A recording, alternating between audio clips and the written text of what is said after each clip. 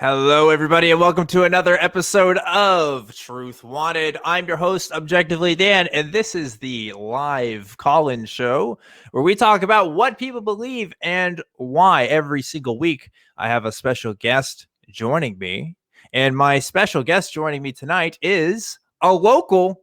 We brought someone in from the team. It's Puck, ladies and gentlemen. Puck, Hello. welcome to the show. Thank you. Yeah, the house is stacked tonight because Puck is actually a volunteer here with us at the Atheist Community of Austin.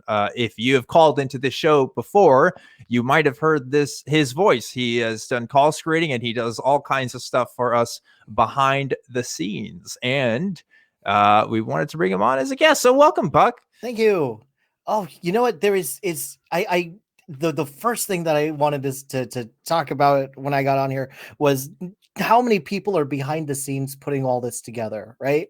Mm-hmm. Like for every show that's here, there's half a dozen people who are on an hour or more before and an hour after, helping put good content up on the air.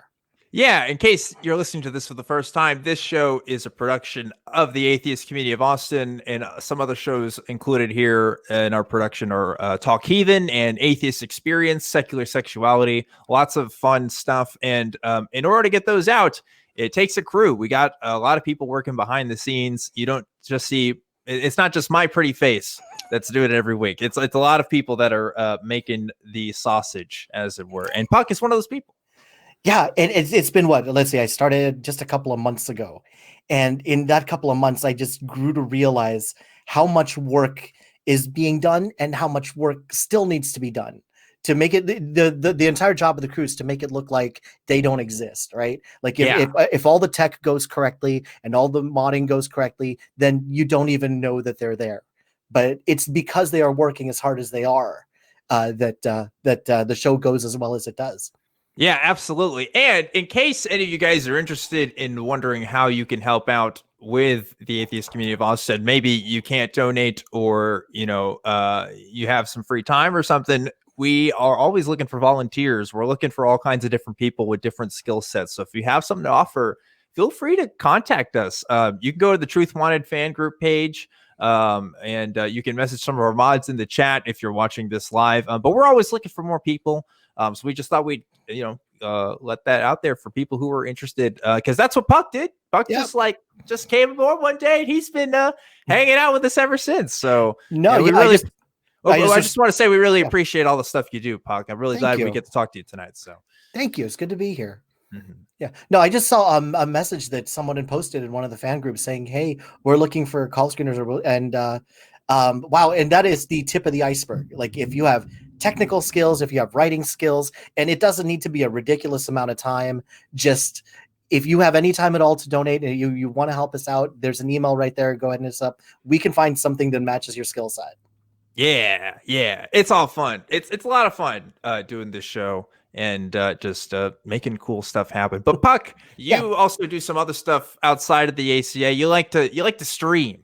You like to normalize Twitch. I do. Right? For those who don't know, Twitch is a live streaming platform that historically has been known for video gaming, but in the past couple of years has really been picking up on other types of content like art or chess or just talk shows. And it is a place where I would say that the atheist community is not adequately represented yet. We have a few people who stream on there, some names that you'd probably recognize, but not nearly enough. Not the kind of thing that you'd find on YouTube. Yeah. And folks, I just want to remind you, this is a live call-in show. So if you're watching live, we got some open calls here, open lines, I should say, ready to take your calls with me and Puck here. And Puck has been ready to do this for a while. I have. Yeah. So what's that experience been like? Can you talk about that a little bit? Yeah. When it was a little nerve-wracking for me, like asking to volunteer for, this seemingly well-oiled organization. And it's run really well and really intelligently, but there's so much work to do and there's not enough hands to do it. Mm-hmm. And we're talking like it could be simple stuff like having someone be in charge of contacting people on the outside for various reasons, fundraisers, what have you. It could be people helping us with tech. It could be people helping us with some writing. There is so much that needs to be done and not enough hands. So if you have any hands at all that can help, please do. Yes, please do. Please do. But Hmm. if you're watching this for the first time, you're probably wondering, what do we do? We like to talk about what people believe and why. We bring in a lot of skeptics on this show, and Puck is no exception. Actually, we were talking because we were originally going to have a caller call in tonight, and hopefully they'll call in a little bit, but they actually sent a video of, I guess, what do you call it? It's like, it's not a, she said it was a possession, but really what it was two dudes with their hands on a shot glass, and they were moving the shot glass around, and then the shot glass kind of like shot off the table. It was kind of strange. Yeah, and this is why I wanted to do this show, because I love stuff like this. And I love, like, a couple years ago, a friend of mine was telling me about someone who posted a video on YouTube claiming that he could control the wind and could control how plants go. And I love that stuff. If anybody in chat right now, or anybody listening anywhere else, has a call about claims of supernatural powers, let's hear them, especially if they're testable claims, because by gum, I want to put them to work. When I saw that video of the gentleman moving the shot glasses, I immediately said, you know what? I bet I could duplicate these results without having to appeal to the supernatural. Yeah. And I did. Yeah, Puck sent me this video last night of him, like, with his own shot glass, like, putting his fingers on it, and is like, look, if you apply the force down on top of the glass, you can make the same effect happen. I'm like, Puck, this isn't for a grade, man. Like, you don't have to, this is like a lot of extra credit you're putting into this video. But no, and it is worth the effort, because a lot of people believe a lot of things, and for not really the best reasons. Yeah. And I'm often curious as to why they do, and that's why I want to be on here. Let's start challenging these beliefs. The other side of that is, if there's something to them, I want to know, right? If you actually can manipulate plant growth somehow, other than, the typical things, light, soil, nutrients, if that can be done, let's find out about it. And this could be a wonderful place to get this started right here. So before you were getting volunteering with Truth Wanted and doing stuff with the ACA, like, what were you doing? Were you doing other kinds of skeptic stuff? Were you involved in those communities? Like, how'd you end up here? Okay, so I had been an out atheist for about 5 years. But I didn't really start getting serious about the arguments until I had moved to Ohio, and I met my very first ever young earth creationists. Like, until then, I didn't know they actually existed. I thought they were just kind of like an urban legend. People say, I didn't know people actually actively believe this, and this is at the time I did not know that about 20 miles that way is the Creation Museum. I live that close. But I didn't know that there were people who actually believe this. And this made me start looking it up, right? It's like they give me these so-called scientific claims, and it doesn't take very long to figure out, wait a second, that's based on faulty evidence, or that's based on faulty premises. And that just got me super interested, right? It's like, let's actually look into what debunks this stuff. Yeah, that's so funny that you never met one, because I grew up in Central Texas, and I think like 1/3 of every person I met was probably a young earth creationist. Like, it's just so common out there. But like, also, I didn't understand that it was like a sort of cogent belief system, I guess. Like, I didn't know there was like a label for it. Yeah. I just kind of thought that, some Christians kind of thought this and some Christians kind of thought that. I didn't realize there were like ideological camps. Yeah. And like, yeah. It's so robust, right? And now it falls apart with a little bit of directed scrutiny if you're trying to actually figure out where the evidence leads instead of trying to lead the evidence. It's like flat earth stuff, right? If you actually do a little bit of investigation, and if you know a little bit of trigonometry and can get 10 miles from where you are, you too can measure the curve of the earth. But there is, and that's part of what makes it convincing, is that there's this whole body around it, and people who seem to be authority figures, they'll young earth creationists will actually quote doctors and PhDs and people who are high up in their field and say, look, this professional agrees with me, therefore there is reason to believe what I believe. Well, let's take a better look at that. or they'll get people with these credentials to work for their organizations and stuff. And I remember because like I hung out with a lot of college kids at Baylor, and one of them like knew someone or I went to some summer program they had at like the Creation Institute, and like he worked underneath this guy who had like a PhD, I think in like molecular biology or something. And so it's like it's weird because you don't think of people who believe that kind of stuff to be as accredited, but like there are some that do exist. It's just they are the way minority, right? Right. And then they give, this is my favorite, mainstream science is blocking looking into these fields and even suggesting that you would believe in supernatural or the young earth. No, the reason they're blocking it is because it's wrong, right? Like if something is wrong, yeah, it should be blocked. If you have something that's supernatural and you can actually start showing it and demonstrating it, let's see it. And this is a good time to start. Whoever's watching this show right now, whoever's listening on Discord or YouTube, let's get in here. You got a prime target. I'm a newbie. I'm completely soft. All right. So if you is ready, he's ready. Claim, let's have it. Let's see. Let's stump the puck. Let's do this. I love stump the puck. Oh, that's funny. Yeah, like I think because like if you talk to the average person about like carbon dating, like that's like.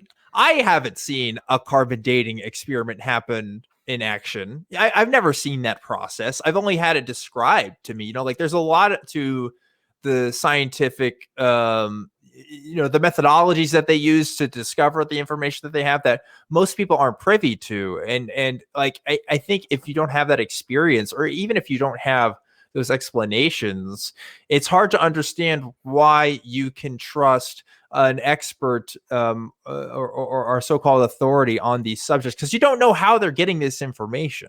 Yeah, no, and I can understand that. Like when I read about some deep science or deep math stuff, I don't just automatically believe it. It's like, here's how they say that RNA became self-replicating. Okay. But the reason I tend to believe it is because if I actually genuinely wanted to do the independent legwork on my own, and learn what is necessary to get to the point where I can understand what they're talking about, that path is there. If I want to start understanding astrophysics, I can start learning and I can get to that same place. If I want to start learning geology, to start learning about prehistory, I can do that by following the footsteps of people. The same thing does not seem to apply for spirituality and spiritual and religious claims. I can't get there the same way, so I'm waiting for someone to actually come in here and say, hey, Puck, this is what you're missing. Let's hear it. But Puck, your view is based on scientism. You believe in philosophical naturalism, Puck. Okay. You can't prove miracles with philosophical naturalism. Let's go. Oh, I love this. Let's go get. Instead of getting challenged from the calls, I'm getting challenged by the host. This is awesome. Okay. I am not going to start thinking about something or start attributing something until it's demonstrated that it's there, right? Now, this is not necessarily the best way to do it. I get that, because radiation had existed long before we were able to detect radiation, right? But I would also go so far as to say that if somebody started talking about radiation 500 years ago, yeah, you know what? I probably would have thought that that was a big leap. Now, eventually we did find out. We started to be able to detect it and manipulate it. And now there's a microwave in just about every home, right? Get us to that point. And it's probably going to take someone, yeah, I get it, sticking their nose out and saying, hey, I think I got something. But if you're going to have that, then the next step is you got to sell it, right? And you're going to have to talk to us in a way that people can understand and try to get us to believe what you want us to believe. Selling it is probably just as important as having the right idea. Yeah. I think that's true, because like the germ theory of disease, which is so common to us now, was like a brand new thing at one point. It's like, it was several people that kind of talked about it, but the history of that is kind of strange if you think about it. If you're the first person to kind of figure this out, and you're trying to tell people like, yeah, there's actually these tiny creatures that live all around us, and they cause, these diseases. Actually, I think we had an understanding that germs were a thing before we understood that they cause diseases, I guess. But like every new bit of information that we learn about the world is going to be strange until we can kind of demonstrate its validity. Before we continue this conversation, I just want to remind people, folks, this is a live call-in show. we can't do this show without callers. We got an open line right now. We'd love to talk to you. This is Truth Wanted. You know, well, Puck and I will talk all the time we want, I guess. There's but plenty of space to talk. So we want to talk to you. Yeah. Please come call the show. If you're an atheist, if you're a Christian, if you got something on your mind, please just let us know. Let us help you. Or if you just need to rant about something, we'll hear you out. So anyway, yeah, like it is until you know, something is demonstrated to us in a way that we can understand. Sometimes it's hard to kind of wrap our heads around it. Like when people talk about how black holes work, you know, or dark matter. Like I've taken an astronomy course like once in college, and that was honestly really difficult. A lot of math in that. I remember having to calculate like stellar parallax and also like a luminosity of stars and just based on like their distance and stuff. It was a lot of hard work. Yeah. And it's very like insular work. It's very, you know, focused on one topic. And if you don't have all the nuances that come with that topic and you're trying to tell somebody who has no idea how that field works, it does kind of sound like crazy nonsense. Like, how do we know the distance between us and the sun? We've never put a yardstick to that. No, you know? yeah, man, I agree. Like, this is one place. This is when I was talking about you got to sell it. This is even if it's completely true, and you say the sun is about 93 million miles away, you have to still be able to be convincing about that, right? Yeah, and even if you have the truth, it sounds completely crazy. Like there's some upper math stuff up there, with, like, especially in like topology and four-dimensional geometry. It sounds like it's completely made up. No, there's a way to get there. But you got to be a good and that's why good science educators are really important. Not Puck, just how do you know the wool's not being pulled over your eyes? Because you're not doing that math, Puck. I don't. And so if I watch a video like on there's a number of great channels out there, like 3 Blue 1 Brown, or of course now I have to come up with it. I don't remember the names. When they start talking about this stuff, it seems completely out there, but they also leave a trail of breadcrumbs. They say, okay, this is the outrageous claim. Here's how we got to it. Here's some other cool things that you can do to learn more about this. And that's what separates these outrageous claims from the more really out there outrageous claims, is because there's a trail that you can follow to get that understanding, even if you don't have it now. Speaking of, oh no, I was just gonna say, I've been watching TikTok this week because you're talking about like claims and people making content out there. There is a lot of nonsense on TikTok.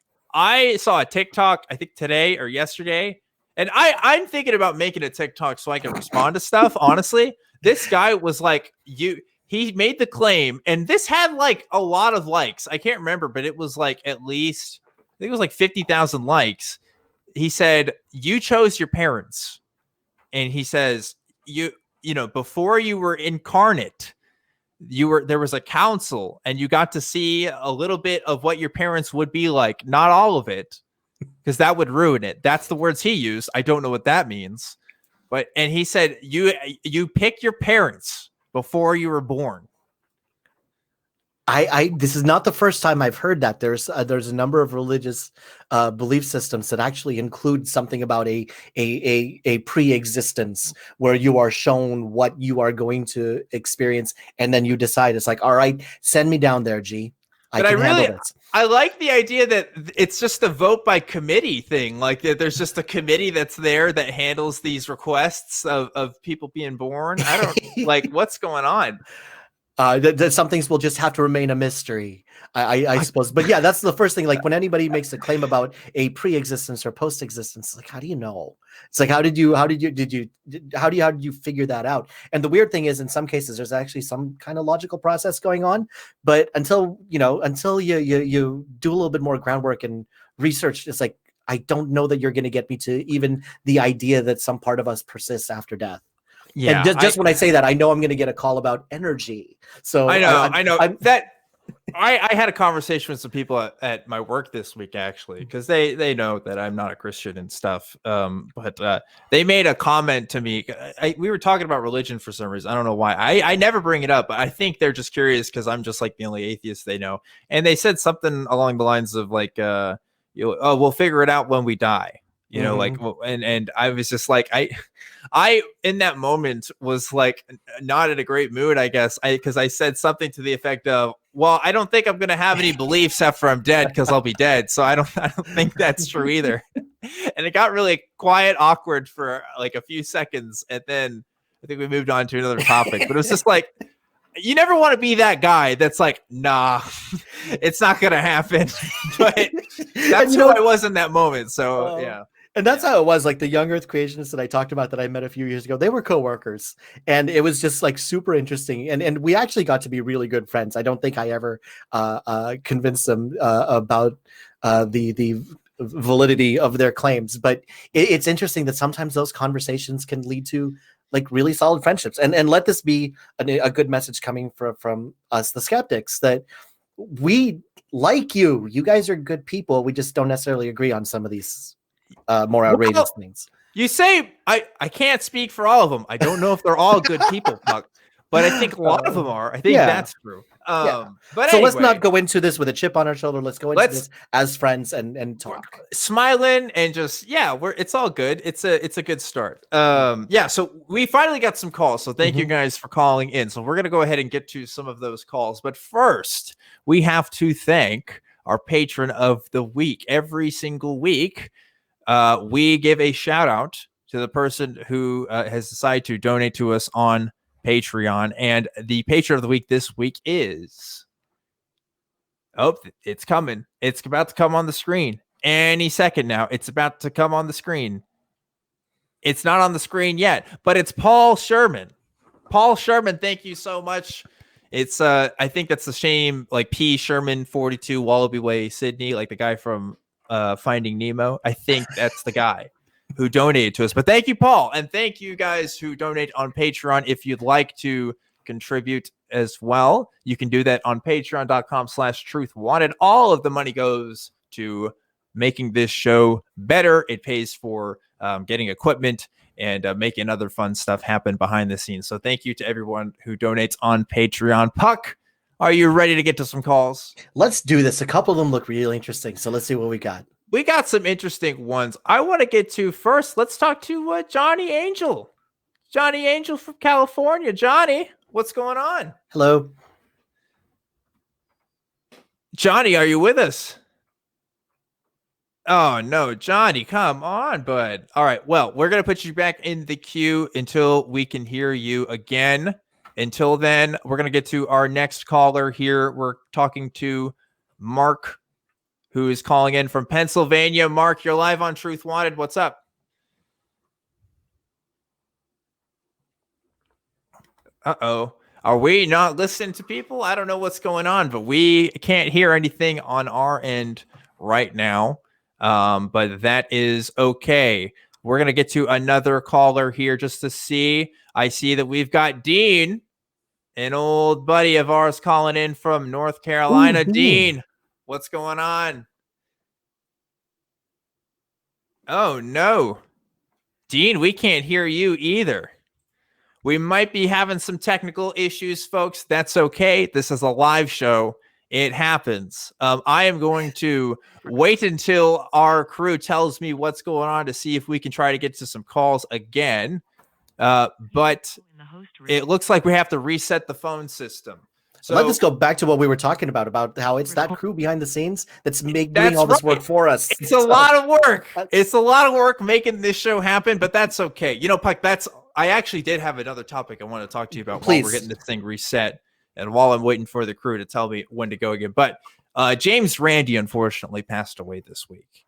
And I was referencing some of James Randi's stuff like last week, I think, when I was talking about like Uri Geller and some of the stuff he, had debunked. And like James Randi, to me, is just when I think of like skeptic, when I think of guy who's just not going to take anything from anybody, I mean, that's who James Randi was to me. I never met the man, but there's a lot of people in our community who actually knew him. And I've heard nothing but great things. And I'm really sorry that he had to pass. He was like the guy when it came to debunking stuff. He even had, he was famous for the $1 million challenge from his foundation for anybody that could like demonstrate the paranormal to him. And really makes me sad to hear that he passed away, unfortunately. And you know what? That would be like, and what I loved about, I'm late to the game, by the way, because I have not been part of the skeptic community for very long. So I didn't, I see a lot on Facebook, a lot of people are posting pictures that they had with him when they met during different conventions or whatnot. But I actually did not even know who he was until very recently. But from what I saw about his work, what I loved is that he's not just going to take the claim and say, yeah, whatever. He's actually going to have the person demonstrate what they're trying to claim. And I love that at least part of him is saying, you know what, there might be something out there. Let's find out. And he's willing to put money where his mouth is and says, if you can actually demonstrate this and we can show that it's not, if we can't find a way to debunk it, okay, we have something to investigate. If I could have my place within the atheist community, it would be that. Let's take what's out there and actually figure out what's true. I love that about him. Yeah, it's funny because there's a lot of atheist magicians out there, and James Randi kind of joins in that tradition. Actually, of course, Matt Dillahunty, another host here at the ACA, also does magic, and he showed me some tricks. But I think it's just because if you are a magician, like everything you do on stage is calculated. Right. Like you know every single thing that you're doing up there because you've practiced this trick in front of the mirror like 1,000 times. And that's probably where that skepticism kind of comes from, because if you're watching other magicians, that there's these tricks out there. That I think, yeah. Hang on, I think we're getting to talk to Johnny here. Johnny, Are you live with us? What's up? I think I'm live with you. Can you hear me? Oh, yeah. Hey, all right. Well, Johnny Angel, you are live on Truth Wanted. I was just told not to ask if you can hear me, but I'm asking you anyway because I guess you didn't hear me before. Thanks for having me on, that's man. right. And you get the one exception to that rule. So because we were having some issues, but thanks for calling in. What's going on? Well, talking about James Randi and his passing away, what have you, I was thinking about all the different hocus pocus out there, all the different mysteries of the unknown, Time Life books, and the things that we hear about miracles and all that stuff. Every time I look into it, it's pretty flimsy. There's a lot of missing information, but I didn't really call to talk about why it's never sufficiently grounded in any facts that you can check up on. I wanted to know, what are you two? What's your favorite one? For me, it's tulpas right now, but what's your favorite wooey mystery of the unknown that when you hear about, it really sends you in a spiral of, gee willikers, that's cool? Puck, you go first. Okay. I want to know yours. I actually do have a super ability. It's not really a super ability because it's pretty well documented that people have, and it's a real thing. I actually have perfect pitch, where if I hear a note, I can tell you what note in that scale it is. If you that song from Frozen, Into the Unknown, that high note that they reach, that's a D, that's an E flat. But this is a honed skill, and something that I had to learn how to do. So extrasensory perception is very interesting to me because I'm not beyond thinking that some people have honed their listening and their visual perception to the point where they can probably see things and perceive things faster than they're conscious of and faster than most other people would. That's interesting. Okay. I there's so many things out there. It's hard to pick one, but if we're talking about powers, supernatural abilities beyond the regular human experience, I guess channeling is really funny to me because you have to know that every single person that's ever channeled wasn't actually channeling, right? If you're approaching it from our point of view, it's not real. So either they are deluding themselves into thinking it's real, or they're putting on an act. And if you've ever looked up channeling videos on YouTube, some of it's pretty funny.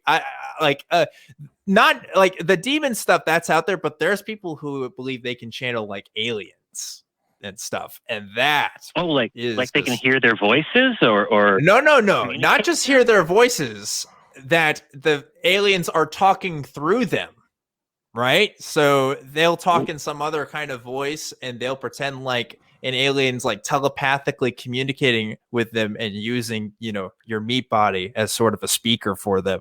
And yeah, that's a thing. It's some HP Lovecraft stuff right there. I'll tell you. It's look, I guess I don't know what the community is like that believes what they're seeing is legit. But if you ever look up some of those videos, I don't want to name names, but there's some people out there you can look up. It's pretty funny. I'm not going to lie. It'll make you laugh. I don't even know where I would start with that. It's like if you heard something and you thought it was from, how would you determine the source of? I'm really interested. I have homework to do. The aliens will just tell you. The aliens will tell you that they're aliens. Trust the aliens, bro. They're going to reach out to you. They're going to reach out. Puck, you are a new host on the nonprofits. Correct me if I'm wrong.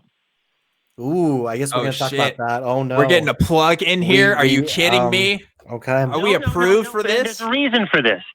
Okay. There's a reason for this. There's a reason for this. I will admit that I have been asked to work with nonprofits, yes.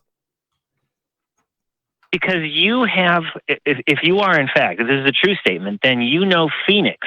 And Phoenix is a kind of archivist of strange claims. And maybe he knows more about where and how the aliens can communicate with these ugly bags of mostly water that we call our bodies. Nice Star Trek reference. It might be something to look into. It is. And Phoenix, right? Yeah, okay. I have homework to do. This is good. But then my other question, if you'll allow me, and say no if you won't allow me, but I heard nothing, is if maybe not the funniest ones, but what about what's the mystery of the unknown that you find most compelling? Like, not just funny, but like, gee, I have no idea how that happened. Like, I know we can say it's okay to say we don't know, but then I have no idea. Is there something like that for either of you that really, it gets under your craw, sticks in your craw? The word you're looking for here is thalassophobia. Okay. One of my biggest fears is the water, especially being submerged, especially that once you get to about like 1,000 feet under the surface, we don't know a lot about what's down there. And there could be a lot of really crazy things out there. I don't like being in open ocean. I definitely don't like being at the beach. I am a little. Oh, no. Uh-oh. Looks like we're just having all kinds of issues tonight. Puck just dropped out here. Puck, are you back with us? I think so. What happened? There you go. Okay, there we go.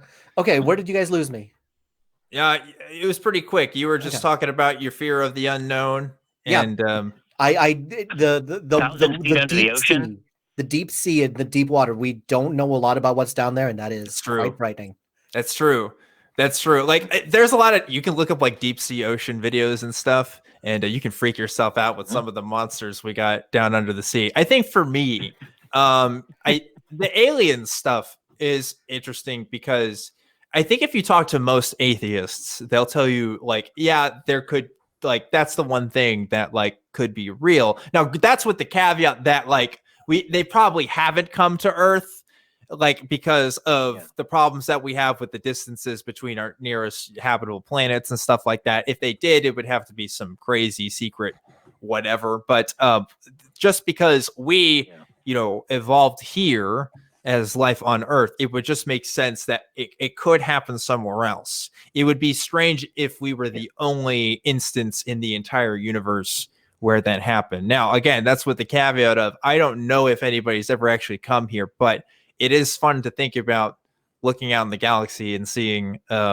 maybe there is something out there. And there's weird stuff with aliens too. I think the weirdest one with aliens is the Berkshire incident, only because it's so many people that said something happened that night, even though, results may vary on some of the claims there. But like the fact that it's just a whole community of sightings is kind of a weird cultural phenomenon, if anything. And there may be other instances like it, but I think it's pretty unique as far as our, modern historical understanding of aliens goes. So I do wonder about that. I don't know the Berkshire. Incident. Is it like the leprechaun in the tree kind of a thing, where a bunch of people were all saying, or kind of? Can you? It was an incident in Labor Day, I believe, of 1969, in Berkshire. It's in the Northeast area. I can't remember which state, but it's a basically in one night, a bunch of people in various locations across the city claimed that they were either abducted by aliens or they saw flashing lights in the sky. And there was, the weird thing is, it's all these people saying that it all happened in one night. And it was like a community thing that happened that people talked about like the next day. It didn't know what was going on. And people have different stories. There's one guy that was a kid that said he was up in the UFO and saw his other classmates. And supposedly like other people have corroborated that. There was one story of a man that was in a car with his family when it happened. And then the aliens tried to put them back, but the grandmother was in the driver's seat, and the grandmother never drives, and all the family members confirmed that something weird was happening. It's very, very, very strange. Netflix has a new series on their weird. They're bringing back. What is it? It's not X-Files. X-Files is the fictional show, but they have one of their weird stories things, and they did Untold an episode Mysteries? about it. Untold Mysteries. Thank you. Then they just did one on that, and that one's just really strange. Obviously, eyewitness testimony is, not the best when it comes to confirming stuff, but it's just so many people, and it's all in one night. I don't know what the best explanation is for everybody's individual experiences. Maybe it's a mass collaboration of people telling lies. I don't know. I can't give you a good explanation for it. So. And these people, I'm going to look into it, but I'm wondering, are these people pranksters or are they pillars of the community? No, because it's some of them were kids at the time, some of them were adults. Yeah. Like it's people of different generational groups and different locations that a lot of them supposedly didn't know each other. And so it's strange. It's really strange. And maybe there's more to that story that we don't know. I don't know, but they say it was aliens. Thanks for sharing. Yeah, that's it. Yeah. And I hope they're. Oh, go on. Oh, I'm just saying, I don't think it was aliens. I'll be clear about that. I think it's something else. I just don't know what it would be. But I am reminded just really quickly. Balloon? Sorry, go ahead, Johnny. What were you saying? I was asking. It's not aliens. Was it a weather balloon? I want there to be aliens. Yeah. That's the thing. I want there to be aliens. I want them to be wildly different from human beings. But just because I want something to be the case doesn't mean that I'm just going to go ahead and believe it.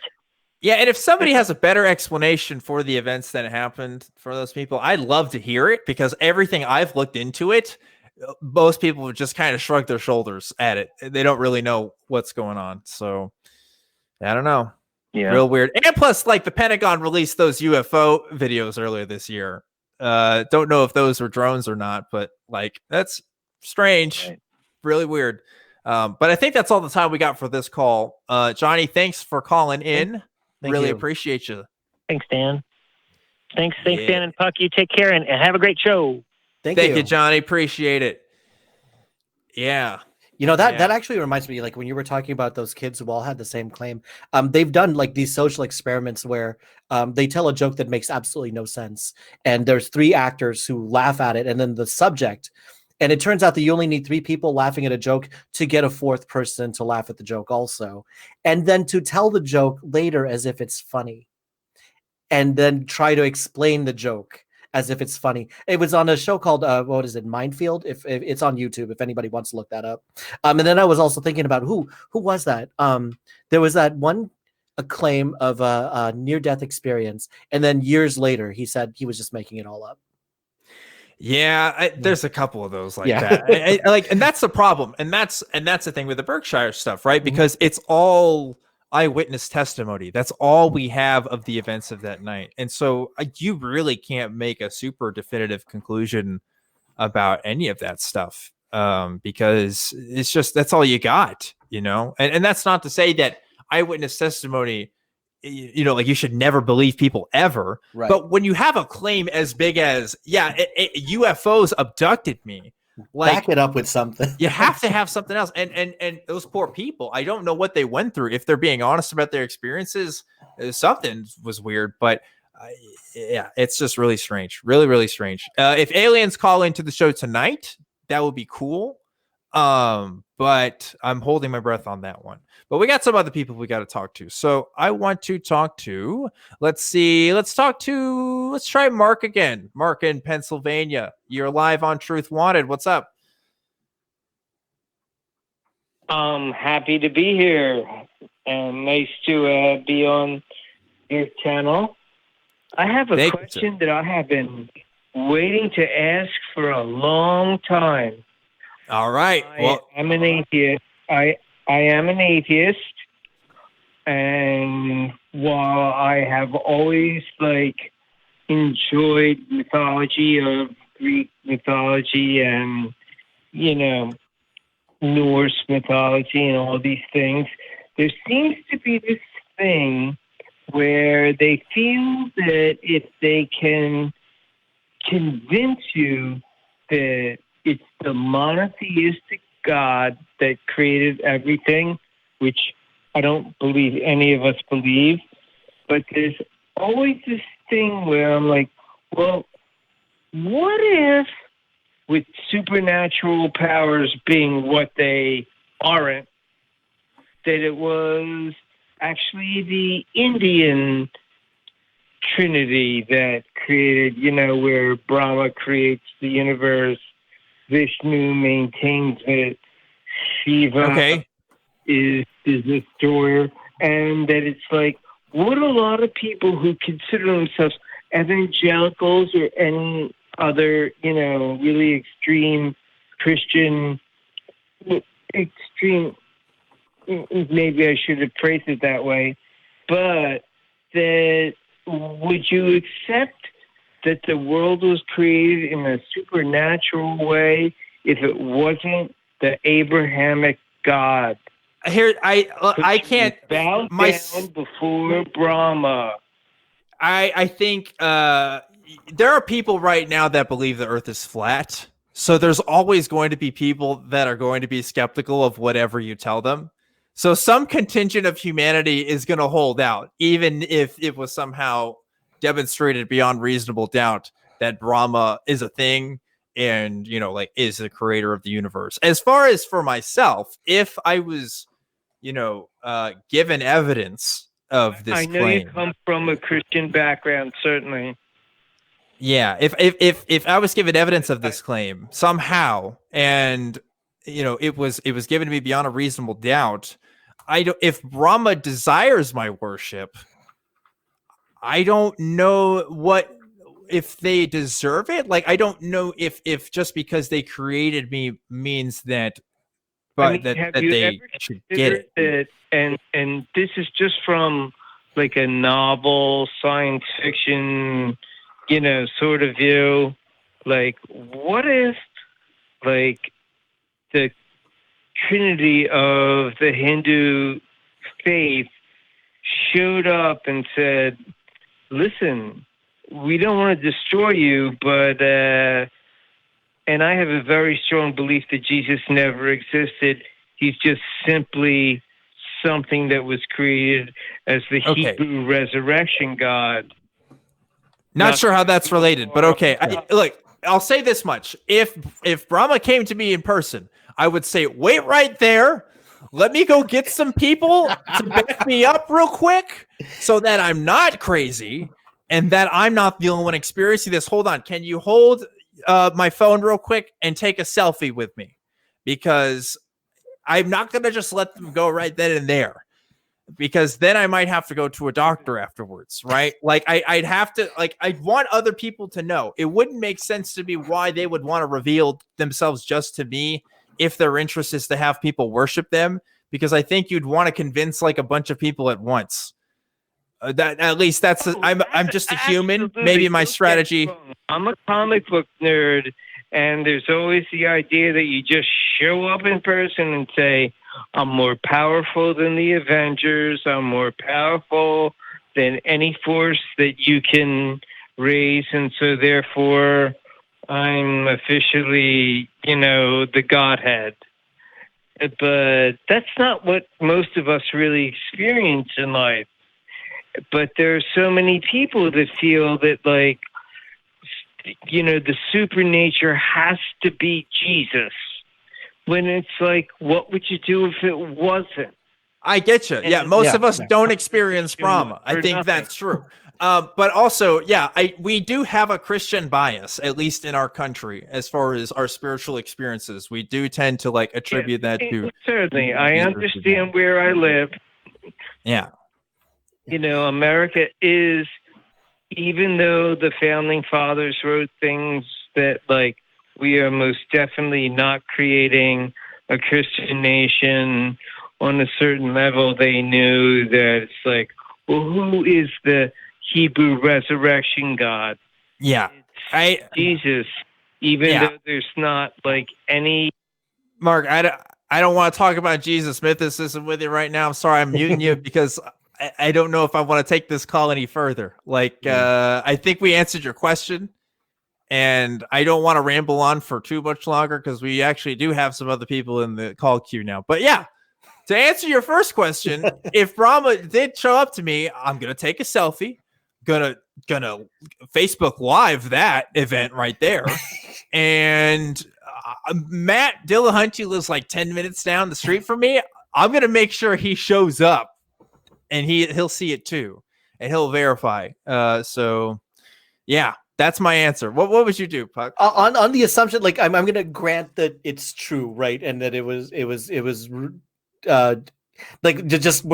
for the sake of this experiment, it's true that this is the creator, right? I would start saying, really, this is the best terrarium we can come up with, because you can set up a fish tank to very good precision to have a thriving coral reef in there. You can or grow pollinators or whatever you want this terrarium to be. You can set it up with ideal conditions. And I would look at them, and I would look at the Earth, and I would say, is this really the best you could have done?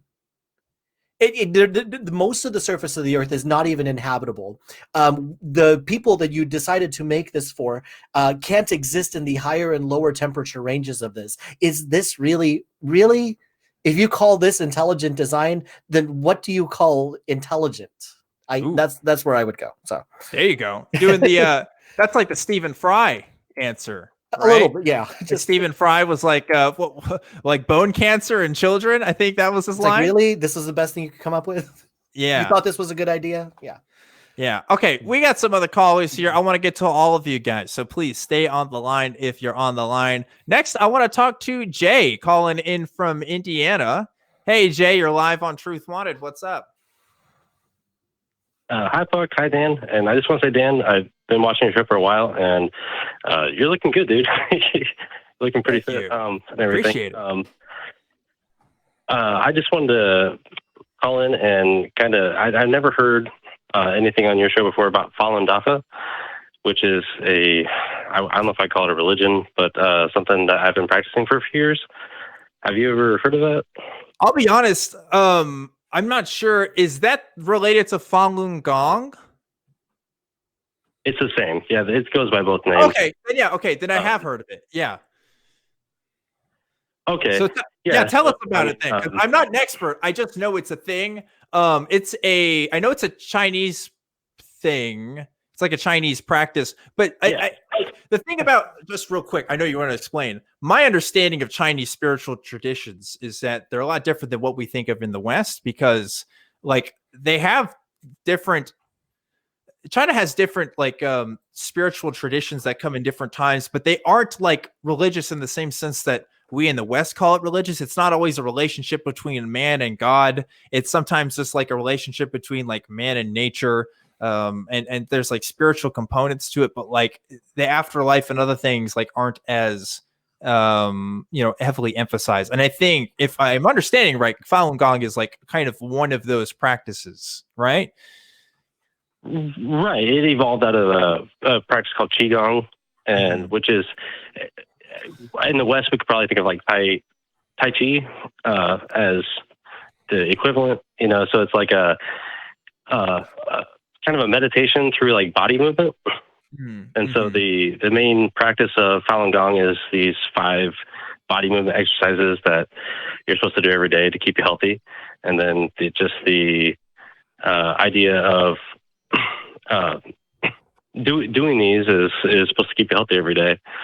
It's a little wacky, but they have practice sites set up all over America. I'm not Chinese at all, but they have practice sites set up all over America, all over the world, and everything that you can show up to for free. All their books and lectures and everything is on their website for free. You do have to pay if you want like a hard copy or whatnot. Everything. There is some stuff that I completely don't agree with at all in there. Like the founder Li Hongzhi is, he's against gay people, and he thinks that like once you start doing this, like women who are past menopause will start having like their period again because it's not healthy, which I'm like, that's kind of nuts, but yeah, that's starting to stretch it a little. Yeah. I mean, it's beyond stretching it. It's just nuts. But I've shown up to their practice sites, and the people are, they're super nice and everything. And the Chinese Communist Party is it's illegal in China. So after like a protest they held in 1996 or 1999, I can't remember which, but they held a protest against the Chinese government in China, and it became illegal in China. And then they started imprisoning anybody who practices. And then there's this whole thing where, their website and all the people there are claiming that they're imprisoning people to steal their organs and whatnot. Yeah. But it's okay. So that's so like the big.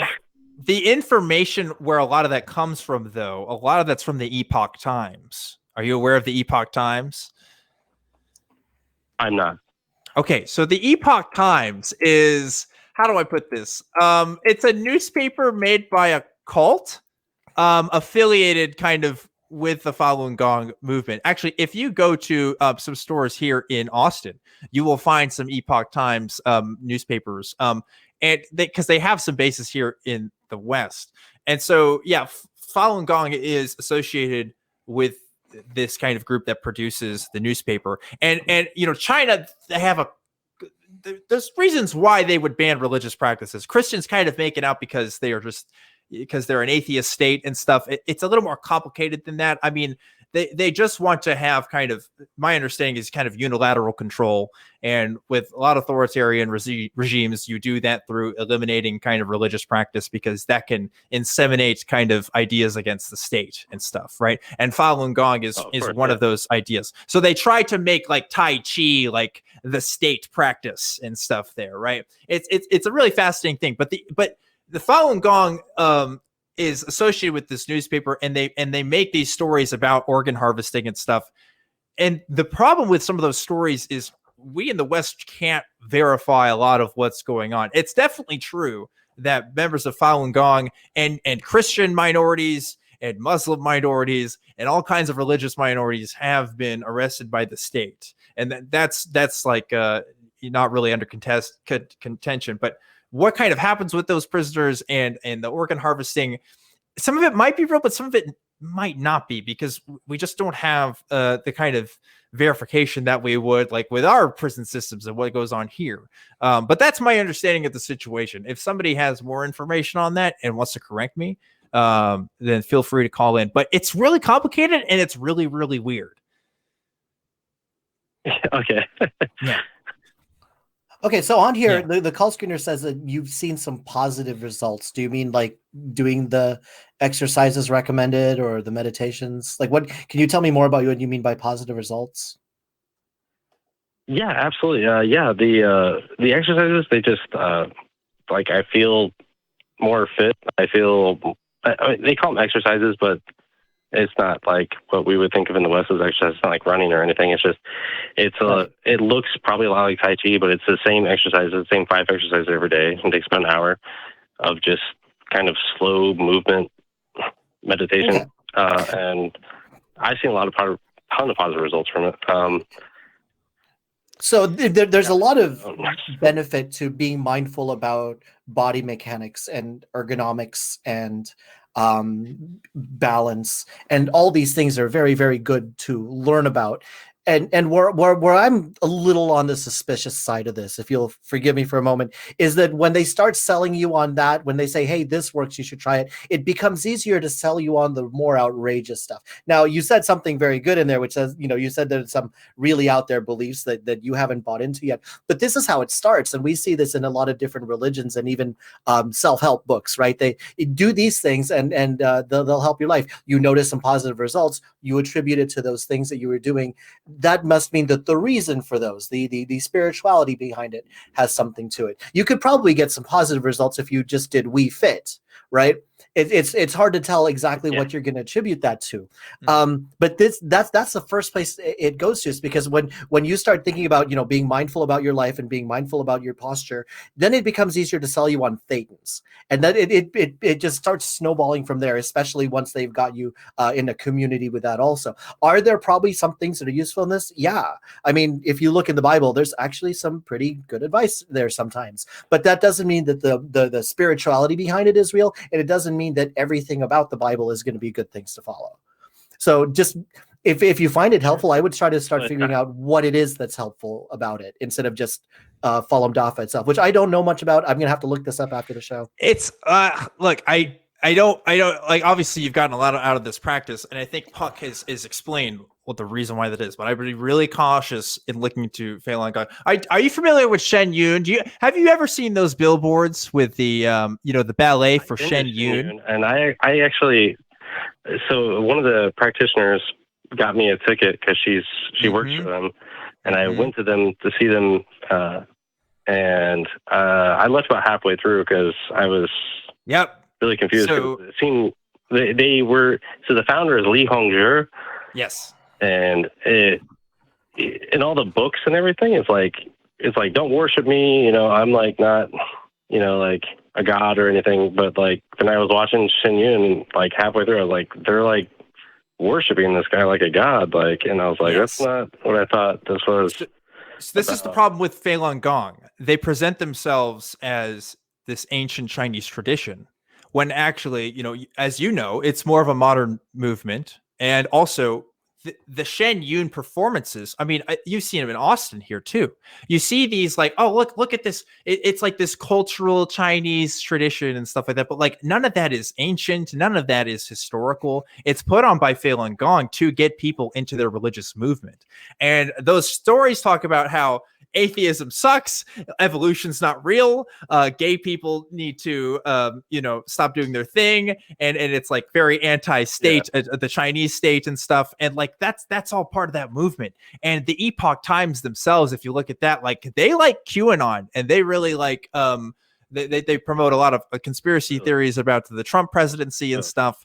It's pretty bad. I would suggest looking into it some more before you continue to give money to this organization, just so you know exactly what you're doing. I've never given money. Okay, great. Good. They don't accept money. It's not there's no way that I know of to donate to it. That's one of the things that kind of drew me in, is like these meditation sites and everything you go to. There's no, it expressly states in the books and that everything that you cannot and should not give money to anybody that proves the church, or not church, but there's no leaders of the practice or anything like that. It's just you show up, you do your thing, and you leave. And it's funny you say that, because the people at the Epoch Times, I think the New York Times did a piece on this or something.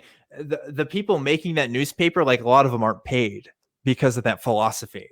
That they're all trying to volunteer and make this newspaper, which is fine. We're an organization made up of volunteers, but we don't do it under like religious pretenses.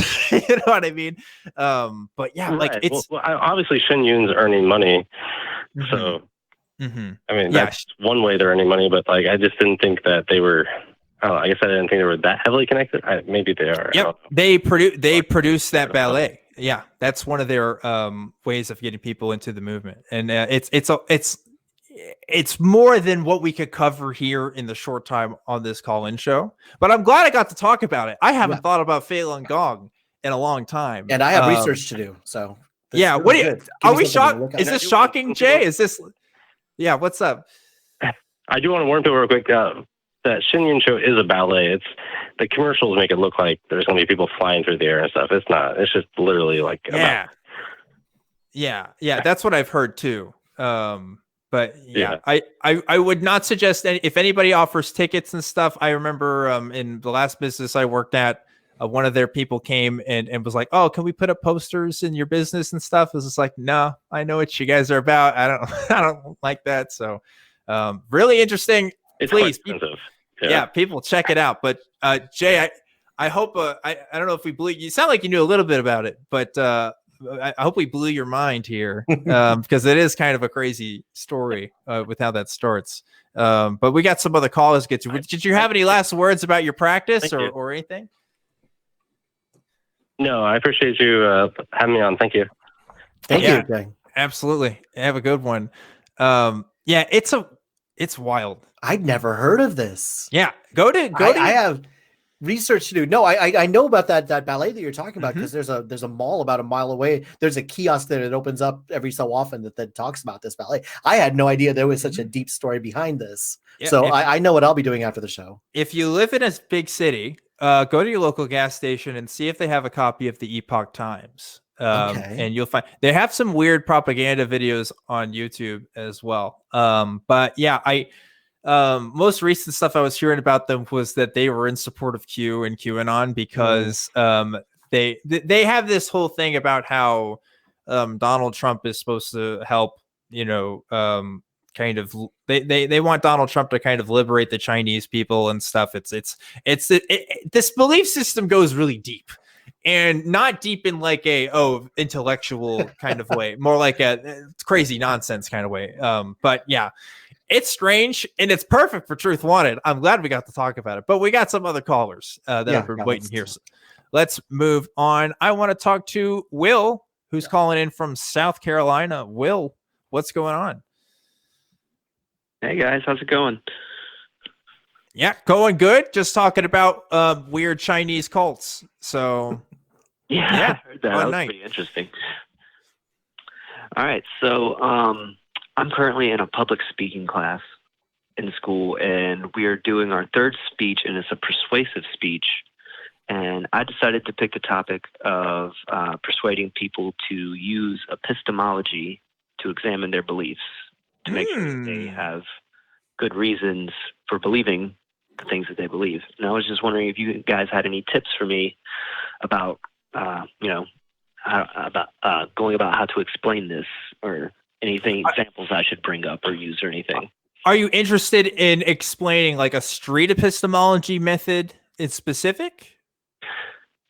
I was going to talk about street epistemology. I was going to have that as one of my points. I was going to bring it up as an example, but not necessarily like going out and talking to other people, just people using epistemology on themselves to examine their own beliefs. Okay. Yeah, because like epistemology itself is just the philosophy of the study of knowledge. So it's just using the word epistemology may not be reference to a specific method. If you want to talk about like the Socratic method of questioning, I think maybe that should be your angle. Okay, so because epistemology like itself is just a word that means study of knowledge. Street epistemology is pretty similar to the Socratic method. A lot of people think it's kind of the same thing. I think the distinction I make is the Socratic method can be used as more of a rhetorical technique, meaning you're trying to persuade people through your use of questioning, whereas I kind of view street epistemology as just a pure questioning technique. You're not necessarily trying to convince someone through the method. There's people that may disagree with that, but that's kind of how I see the difference. So if you were to do this speech, I would look into Socratic method and see what you can learn from that and just start from there, because street epistemology isn't something you're going to see in a philosophy textbook. I don't know I guess this is just a public speaking class, so it doesn't really matter too much. But I think a lot of people are going to be more familiar with the Socratic method and just saying like, hey, look at how Socrates used this method in some of his dialogues with people and see how he used it to get people to question things. We should be doing that same thing, because questioning people about their beliefs is important, because beliefs influence actions, and I want to live in a world where people are doing good things. So I think that's how I would approach it. Puck, do you have any takes on this? Yeah, first of all, props for learning public speaking. They say that public speaking is one of the most popular fears out there. And it does take practice, and you do get better at it over time. And there are some things that need to be deliberately learned, like how to pace your speech and how to use body language to emphasize a point. I'm not very good at it, clearly, but thank you for being someone who is learning the art of oratory. That's awesome. And when I excuse me, when I was looking at your question, I was wondering about that also. It's like, are you asking about specific like street epistemology, because that's the term that gets used on the show a lot, or are you just asking, can you look in yourself and look at a belief that you have and say, why do I believe this? And that becomes a really interesting time when you can really dissect the belief and say, okay, do I have this opinion for a good reason? And I think that a lot of people don't spend nearly enough time evaluating why they truly believe something. And it leads to some very, very good introspection, to the point where you can even like really change your position on some things just because you actually stop and think, why do I actually believe this? So props to you for getting people to do that. And I guess that would be where I would go. It's like the reason you want to convince people is you want people to believe what they believe for good reasons, and to give everybody an opportunity. It's like, take some time, write it out if you have to, talk to a friend. Hey, this is what I believe and here's why. What do you think? That is a very important thing, and I'm glad that you're handling it. Excellent. Yeah, I thought, we got to pick our subjects for the speech. Obviously, we had the topic was, it has to be persuasive, but other than that, we got to pick our own topic, and I couldn't really think of anything else that was worth talking about. Epistemology is great. Persuade people of. Yeah, I did communication studies in college. I did public speaking. I did like 2 different public speaking courses, actually. I was trying to think this whole time of what I did, and I realized what my speech was about. And it was about convincing people to appreciate. I had to do a speech on a process or a method. And I remember I did a speech on how to appreciate abstract art. Ooh. And okay. It was kind of a challenge to myself because I didn't know how to do that. So I had to look it up. That was good. And I picked a picture basically and was like, look at how here's some different questions we can ask ourselves with looking at this picture.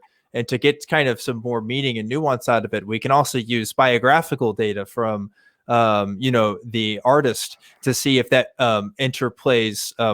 It gives us makes the painting speak to us anymore. Like there's all kinds of ways you can do it. So yeah, public speaking is fun.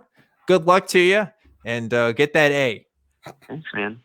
Yeah, I was going to do that for sure. And Puck, I just wanted to say I share your fear of open water. Thank you. I can't be in bodies of water. How are you? Like, can you be on boats? No, yeah, boats. That doesn't, like, whatever claustrophobia is, I have the exact opposite, right? So if I'm on a boat and there's nothing around me but open water and I can't get my bearings and I have no visual point of reference, I'm done. I can't do it. I tried a cruise ship once. That didn't help. Nope. Will, thanks for calling in. Appreciate your call. And hope you have a good time writing that speech. Good luck. Let us know how it turned out. Yeah, I was thinking of I heard somebody say one time they were talking about their fear of the ocean, and I think they said something to the effect of like the ocean clearly doesn't want us to be there. So yeah. I just let it I just leave it alone and let it be. And I just really like that line. Like the ocean doesn't want us there, okay? Like just and I'm okay with that. That's fine. Yeah. I get the hints. Yeah. It's really, really funny. Let's go ahead and go to our next caller here. We're talking to Bridget from New Jersey. Bridget, you've been waiting on the line for a little bit. Bridget, welcome to Truth Wanted. Hi. Hi, Dan. How are you? Hi, Puck. Hi. Doing good. We talked about Chinese cults, public speaking, and now whatever you want to talk to us about. Well, I thought, I was going to call in last week, and I really should have. I was a ghost hunter for several years, and I don't know. I felt like you had questions about ghosts, and I'm not sure which stories you want to hear. Okay, wait a minute. You're a retired ghost hunter. is your retirement due to still a ghost hunter? Maybe. No, I'm no longer a ghost hunter because I realized that, none of it is real. Okay, so that was going to be my first question. What was the reason for commission, right? So we got that out of the way. How did you figure that out? Well, I always called myself a skeptic. Always was the one standing behind, watching people hear things and hear voices and, oh my God, did you hear that? Did you hear that? And I was the one standing there saying, yeah, the wind blew, or, I was the one finding the explanations for things. But it actually took me being uninvited to an exorcism before I really, really realized that it was all just made up. The belief comes first. All these people believed it first. And then everything that they couldn't explain, it was a ghost. Yeah, I think that's true for my experience too. Now, granted, I've never been involved in the ghost hunter community. But the people who I've talked to, that's not true. I used to have a coworker that was part of a paranormal investigation group, and she was a fascinating woman. But that's a story for another time. That's exactly what I did. Okay. Exactly the same thing that I did. Yep. Go ahead. Yeah, that's so curious to me because you believed it enough to be a part of an organization. How did you get to that point? Was it just the desire to know the truth? Was it just kind of? Okay? Tell us about that. Well, I think I grew up I was raised Catholic, but Catholic light. So I didn't really go to church. I believed in a God. My mom kind of taught me spiritual stuff, I suppose, astrology and that type of thing. And I just decided, I don't know, I saw this thing on Facebook or something, and, you can apply. So I applied to join this group out of curiosity. Went through 3 months of training, crazy, 2-3 nights a week, hours long things. And I was really good at it. So I stuck around for a really long time. I always had questions. But when I started asking the wrong questions and questioning the wrong people, I was almost shunned, I would say. Yeah. I see. I can see that. I could see that. Hey, this isn't the kind of stuff that we are investigating here, right? We're not investigating whether ghosts are real or not. We're just trying to figure out which ghosts are here, right? I could see that. It was more of somebody was going to be having exorcism, quote unquote exorcism, but the reasons for it had really personal. The director of the group had some personal issues with this person and was just trying to make them look bad. Bottom line, and I was asking the questions. And wow. So it really got into a lot of stuff. Yeah, it was kind of crazy. But I can say that I experienced some things that I couldn't explain during that time. But I know now that doesn't mean there's not an explanation. But the real ghosts were the friends we made along the way. And boy, isn't that true? When I left religion, I found out how many of my friends were only friends because we happen to go to the same church and share the same activities. And this makes me really curious because so you were always a skeptic, both going into it and while you were doing it. Did I understand that correctly? Yep. Okay. Yeah, See, pretty much. Although I'm more of a skeptic now, for sure. But go ahead. This is where it's fascinating for me because, as I was saying early on in the show, I want to actually examine these supernatural claims. Let's bring it. It's like you say you can control how plants grow. Let's experiment on it. If you can control, have you ever seen that experiment where they have this really light piece of tinfoil on a toothpick and they can get it to turn? Let's test that. Let's actually figure out what's going on. And being part of this community seems like for us skeptics, this is awesome. We actually get to find people who make these claims and then test them out. But no, because they aren't looking for skeptics. They aren't looking for people to experiment on the claims. They're looking for people to believe and spread the claims. And that's such a tough place to be. Yes. It's kind of heartbreaking for people like you and me, right, Bridget? When we go in there and we're just expected to believe and they're not helping us learn. They just want us to already absorb it and spread it. Yeah, it's very sad. But, I am kind of curious. We actually did. Go ahead. Please go ahead. No, please. You have something. Go ahead. I was going to say that we would do around Halloween time. We would go out to local libraries and to put on a little, learn about what ghost hunters do kind of a thing. And I became part of the people that we made up like these boards with all the different pieces of quote unquote evidence and things like that. And I actually made up one about pareidolia and apophenia. And that was actually part of my kind of deconversion, because I realized that, okay, I'm picking on other groups' evidence, quote unquote, because that's not good, but we have the good stuff. And that's kind of the perspective where you're looking at like, oh yeah, they just made all that up. That's just dumb. But look at what we got. And that's kind of where I was for a while. What was the name of the other caller? Because I hope that other caller is still listening. The one who was writing the paper about epistemology. Because this is exactly a wonderful point. Right. You apply a different kind of thinking to what you want to believe. So I just love the idea of competitive ghost hunting groups. Like that should be a television show. Like imagine a reality television show. Believe me. Yeah, like two ghost hunting groups trying to compete to get the best evidence for ghosts. I would watch that. That's great.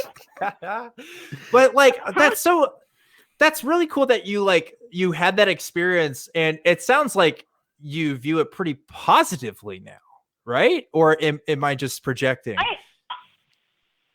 I think it is positive, because I think I figured it out for myself. I think that had I had like a street epistemology type conversation like you did, Dan, if I would have had it years earlier, I would have figured it out quicker. I wasn't asking myself the right questions. And through that process, I finally did. I can relate to that, because in evangelist communities, we're not looking for skeptics either. We say that we wanted to talk to people, but if we ever did have conversations with skeptics, it was never for too long.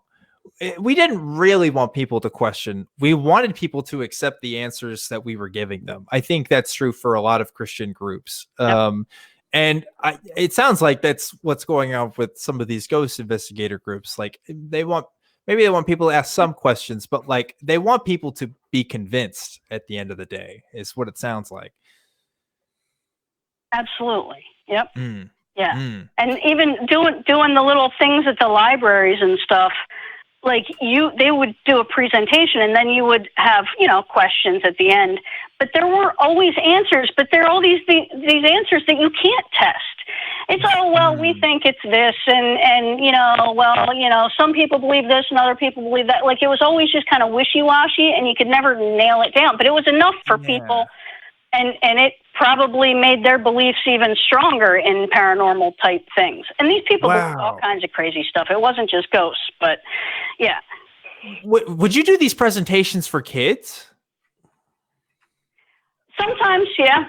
Yep. Oh, wow.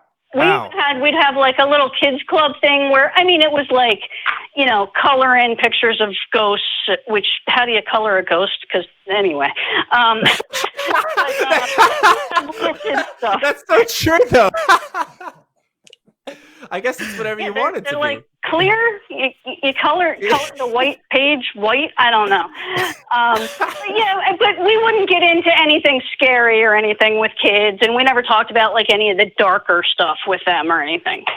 So you're still getting it into their heads. Like ghosts are legit things. I get it. Yeah. Right. And we did do so. I think we did some good for some people, because we would actually investigate homes where people were having problems. They really felt like there was something bad in their house. And sometimes we would go and do an investigation and give them a report of what we found, and it would make them feel better.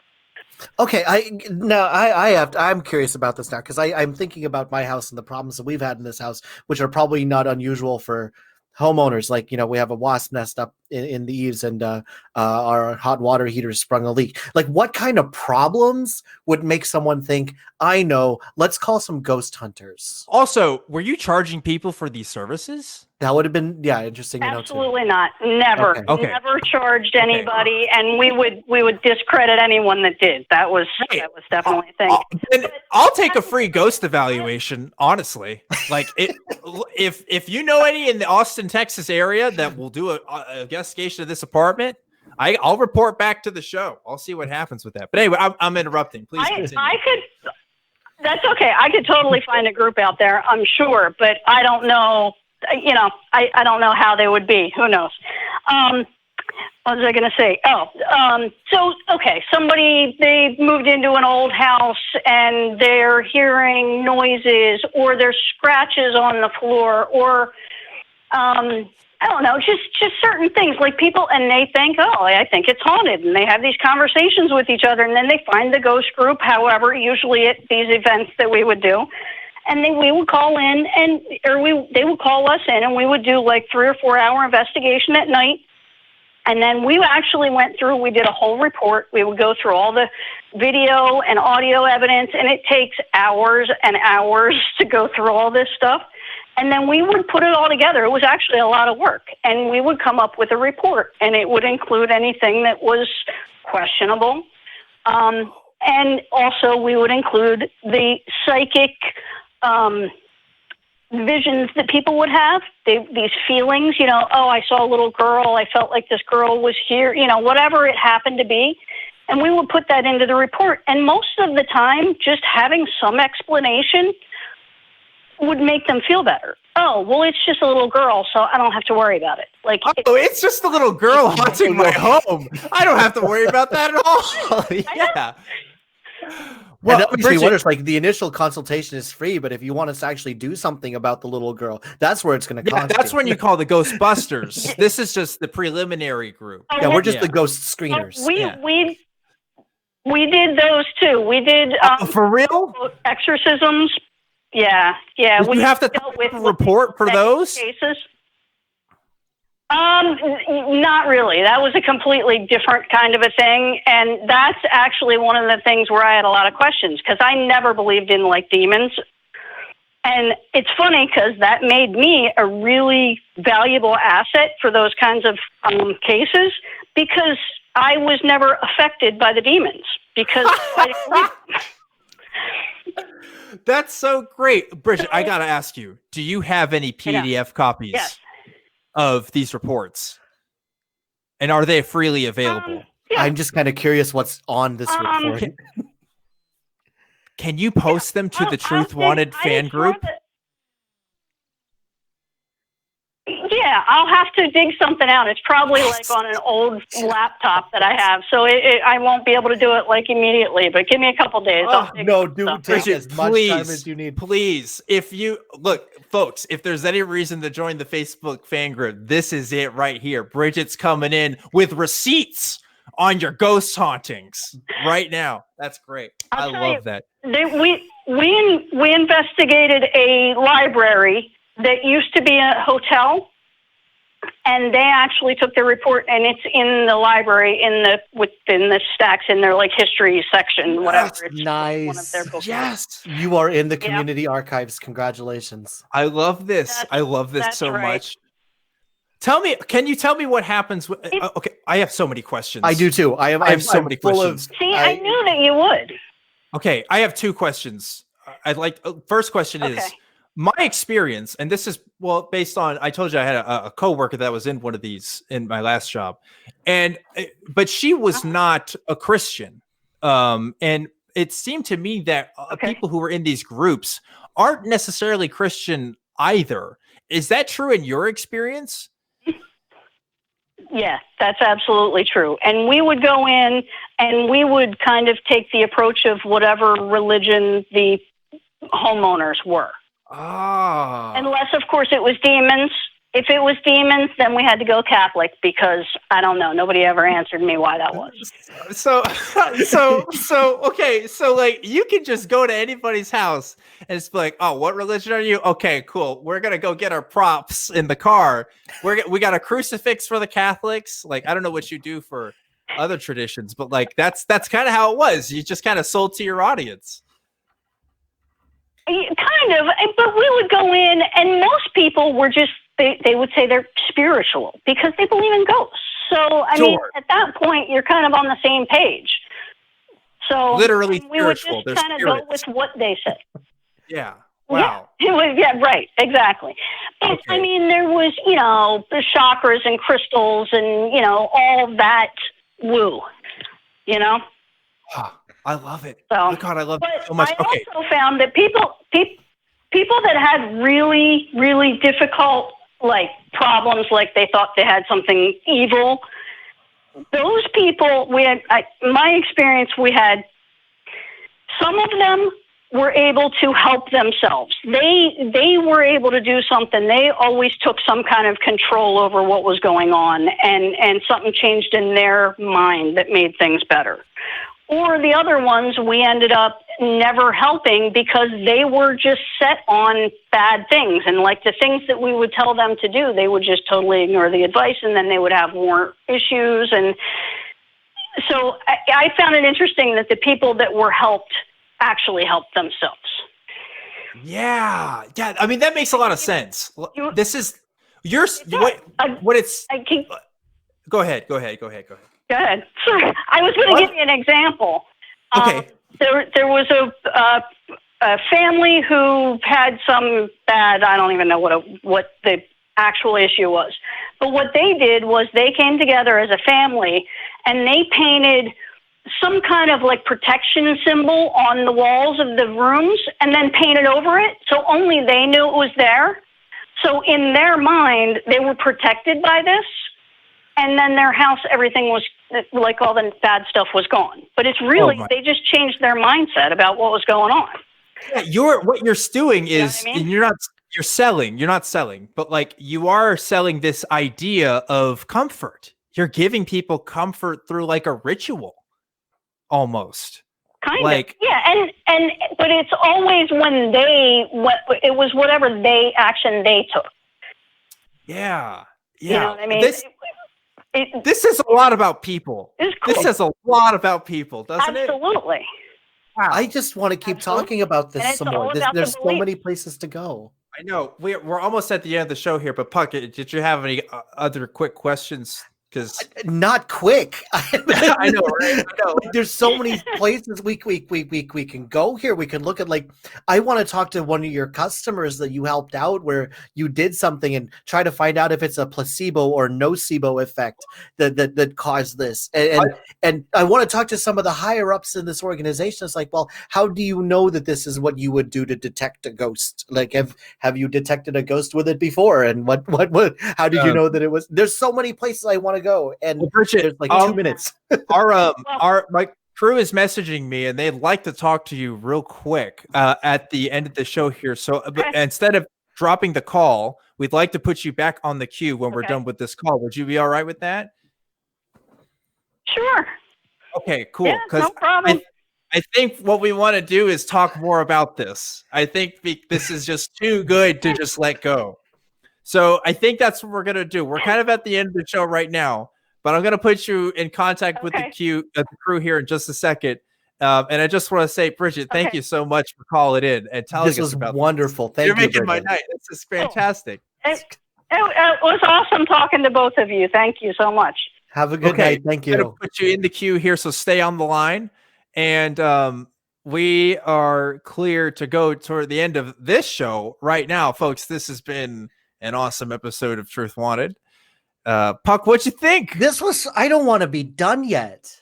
I know. I get it. There's a number of callers and we can only talk to them so much. And I hope that they know, and we'll talk about this too, that we have other places to engage with us, right? You can email us at Truth Wanted. There's a lot, you have a whole spiel, so I'll go through that. But please continue to engage with us. It's more than just a show. It's a community. So look us up, and no matter what you drop in, someone will respond to you. If I have to do it myself, I'll do it. Yeah. This was fun. Speaking of community and where people can find us at, Puck, where can people find you at? Actually, if you're watching ACA content, you're watching a lot of handiwork, a lot of people, including some shows that I work with. So you're probably not going to see me but I'm there. And if you give an email to truth@atheist-community.org and you put an attention to Puck, I will find it. This is where you're probably going to find me. Well, you're only half right about that, Puck. People usually don't see you, but they're actually going to see you again pretty soon. I have a special announcement that I want to give right here, right now. This is a big reveal. I have been doing Truth Wanted for about 2 years now, a little over that. And this show is unique in that I've been its sole host. Not other ACA shows really don't function that way. We have like rotating hosts and stuff, but I'm the one that's been here every single week, except for our November 6th episode, which will be in 2 weeks, because I have to catch a plane and I couldn't make it so that I could do the show and do that. So rather than just skipping the show or doing a pre-recorded episode, we thought we might give the reins to somebody else. If you like Puck tonight, Puck will be hosting Truth Wanted himself with a special guest that week. It will be the first Dan-less episode. So if you complain about it, don't send it to my Twitter DMs. Put it to Puck and everybody else here at the ACA. But I trust that Puck's going to do a great job, and I'm looking forward to seeing what you're going to do. This will be fun. I get to keep talking to more of these colleagues. Please look me up. Talk to your friends in your communities. This is going to be a fun week to call. When the cat is away, the Pucks will play.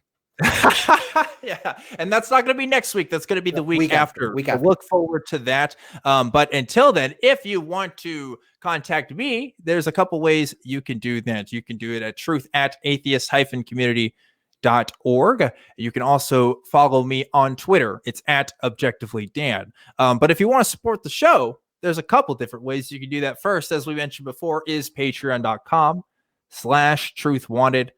That's that's where you get your shout outs at and some other cool stuff that you can check out there. You can also get some merch in our store. And my merch, I know I said I was going to get some so I can wear on the show. It's in the mail. Finally, it's coming my way.